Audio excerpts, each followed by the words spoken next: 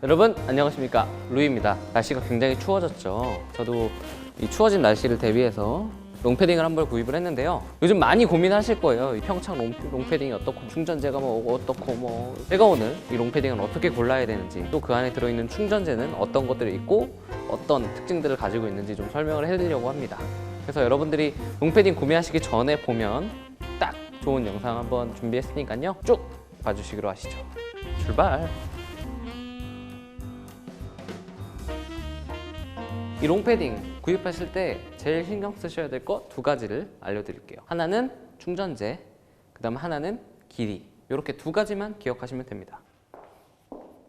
자, 우선 어릴 때 사실 슈퍼갈용으로 샀던 패딩인데요. 이렇게 보시면 거위 솜털 90%, 거위 깃털 10%.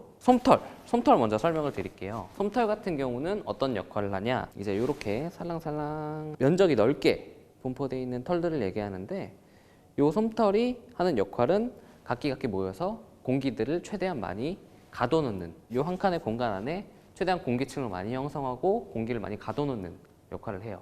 그래서 이 솜털이 많을수록 따뜻하게 공기층을 오래 형성할 수 있다는 걸 의미하죠. 그럼 깃털은 뭘 하나요? 라고 얘기하시는데, 이 솜털만 가득 들어있으면 얘네가 이 안에서 온전한 형태를 유지할 수가 없어요.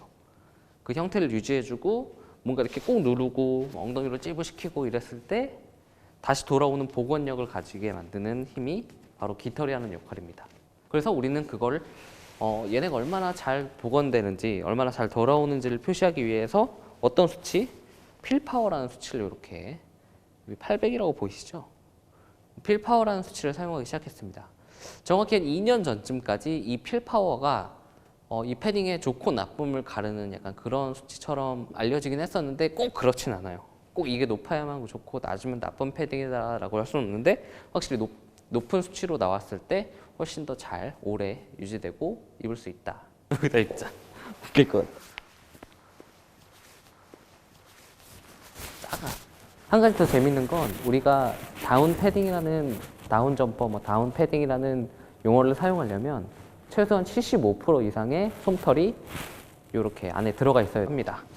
우선 오리와 거위 털들의 차이가 뭐냐고 물어보시는 분들이 많은데, 오리와 거위의 차이는 죄송합니다. 어떤 차이냐면, 우리 거위 털이 오리보다 훨씬 더 가볍고 그로 인한 가격 차이가 조금 있긴 있는 것 같아요. 극한의 추위를 느낄 수 있는 그런 곳이 아닌 이상 두 개를 나눠서 뭐가 더 따뜻하다, 뭐가 더 춥다, 뭐 이렇게까지 표현하고 싶진 않네요. 근데 뭐 오리가 덜 따뜻하고 이런 건 사실은 잘 못 느끼겠어요. 오리와 거위, 요 두 털이 천연 소재입니다. 동물의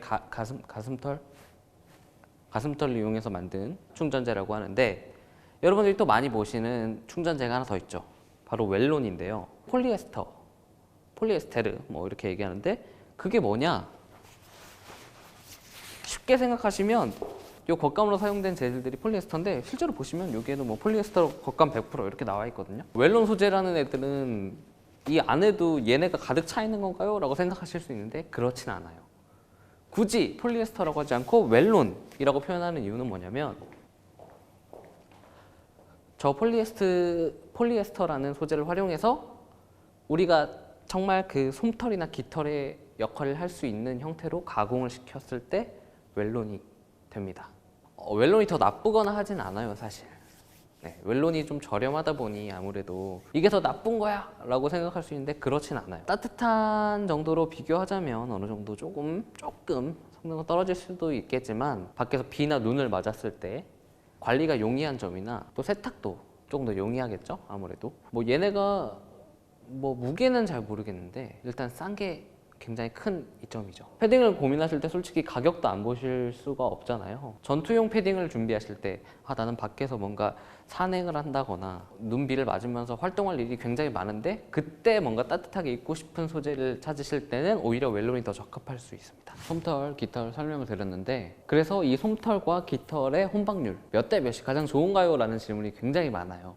사실 저는 5대5 솜털 50%, 깃털 50%도 받고요.